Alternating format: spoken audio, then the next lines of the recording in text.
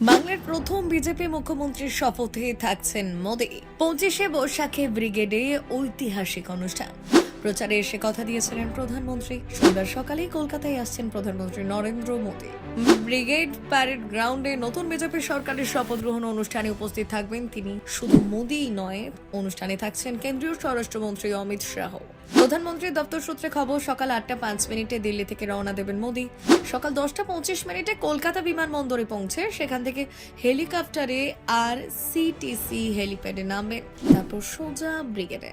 11:30 থেকে শুরু হবে শপথ গ্রহণ অনুষ্ঠান। নজর থাকবে বাংলার প্রথম বিজেপি মুখ্যমন্ত্রী কে হচ্ছেন। এদিকে শুক্রবার সকালে রাজ্যে আসছেন অমিত শাহ।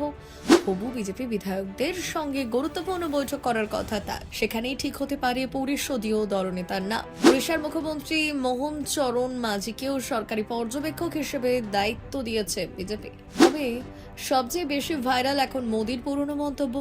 27শে এপ্রিল ভাটপাড়ায় সভায় প্রধানমন্ত্রী বলেছিলেন, 4 মের পর বিজেপির শপথ গ্রহণ অনুষ্ঠানে আসতেই হবে। আর এবার সেই কথাই বাস্তব হতে চলেছে।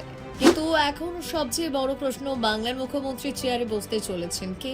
দিলীপ ঘোষ, শুভেন্দু অধিকারী, নাকি একেবারে চমকে দেওয়া কোনো নতুন মুখ? আপনার মতে বাংলার পরবর্তী মুখ্যমন্ত্রী কি হওয়া উচিত? কমেন্টে অবশ্যই জানান।